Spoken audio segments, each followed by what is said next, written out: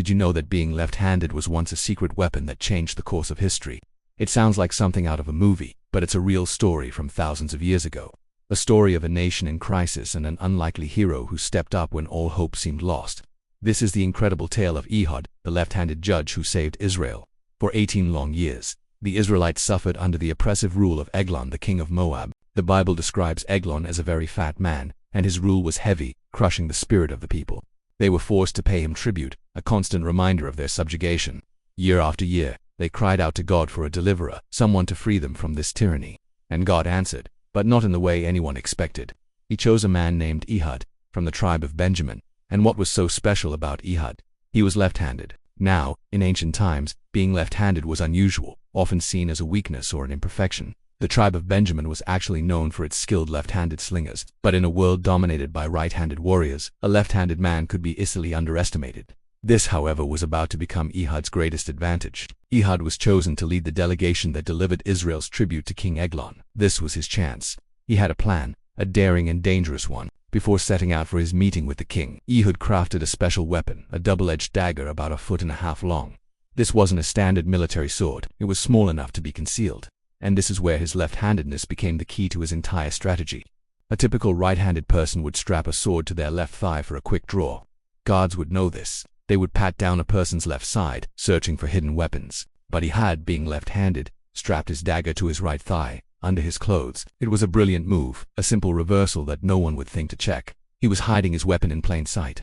Ehud and his men arrived at King Eglon's palace in Jericho. They presented the tribute, bowing before the powerful king. Once the official business was done, Ehud sent his men away but then turned back. He approached King Eglon and said, "I have a secret message for you, O king." Intrigued, the king commanded everyone to leave the room, granting Ehud a private audience. They were now alone in the king's cool upper chamber. The king rose from his seat, anticipating a divine word. Ehud walked toward him, saying, "I have a message from God for you." As he spoke these words, Ehud reached across his body with his left hand, drawing the hidden dagger from his right thigh. The movement was unnatural, unexpected. Before Eglon or any potential guards could even process what was happening, Ehud lunged forward and plunged the dagger deep into the king's massive belly. The blade went in so deep that the fat of the king's stomach closed over the hilt, completely swallowing the weapon.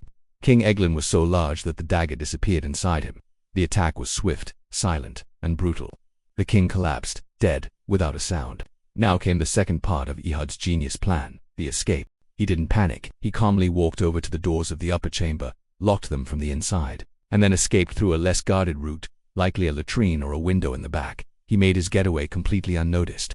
Meanwhile, the king's servants waited outside, and waited. They saw the doors were locked and assumed the king was simply relieving himself or resting. They were hesitant to disturb him. Their hesitation bought Ehud precious time. As the servants were waiting, Ehud was racing back to the hill country of Ephraim. He had escaped the palace, but his mission was far from over. He grabbed a shofar, a ram's horn, and blew it. The sound echoed through the hills, a prearranged signal for the Israelites to gather.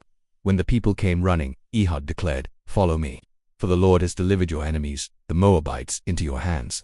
His successful assassination of the tyrant king was the spark they needed. It was proof that God was with them. Inspired by his courage and cunning, the Israelite forces rallied behind him. Ehud led them down from the hills to seize the fords of the Jordan River, the key crossing points that the Moabites would need to use to escape back to their own land. The trap was set. When Eglon's servants finally grew worried enough to force open the doors and found their king dead, chaos erupted in the Moabite camp. Their leader was gone, their command structure shattered. The Moabite soldiers, now confused and leaderless, tried to flee back to Moab, but the Israelites, led by Ehud, were waiting for them at the river. The battle was a rout. The Israelites, filled with newfound courage, struck down the Moabites. The Bible says they killed about 10,000 Moabite soldiers, described as stout men of valor. Not a single one escaped. It was a total and complete victory. With one daring act of assassination, Ehud had not only eliminated the tyrant but had also crippled the Moabite army and broken their hold over Israel. The oppression that had lasted for 18 years was over in a single day. Ehud's story is a masterclass in strategy, courage, and thinking outside the box. His left-handedness, something that society might have looked down upon, became the very trait that God used to bring about deliverance. It allowed him to conceal his weapon in a way no one would suspect, giving him the element of surprise that was crucial for his mission. It shows us that what we might perceive as our weaknesses or peculiarities can actually be our greatest strengths when used for a greater purpose. Ehud wasn't a king or a high priest. He was just a man from the tribe of Benjamin. But he was willing to step up and take a huge risk for his people. His leadership didn't just end with the assassination. He rallied the troops, led them in battle, and secured a decisive victory. And the result of his actions? The land of Israel had peace for 80 years of freedom, stability, and rest from their enemies. It was one of the longest periods of peace recorded in the book of Judges.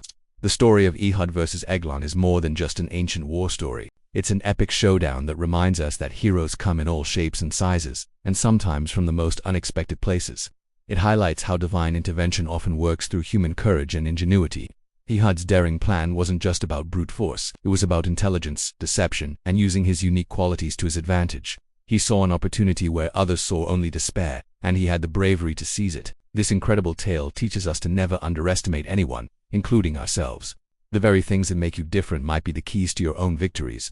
Ehud's legacy is a testament to the power of one individual to change the course of history, proving that courage, combined with a clever plan, can topple even the mightiest of empires. It's a powerful reminder that sometimes, the most effective weapon is the one your enemy never sees coming. Thanks so much for watching. If you found this story as fascinating as I do, make sure to hit that like button and subscribe for more incredible stories from history.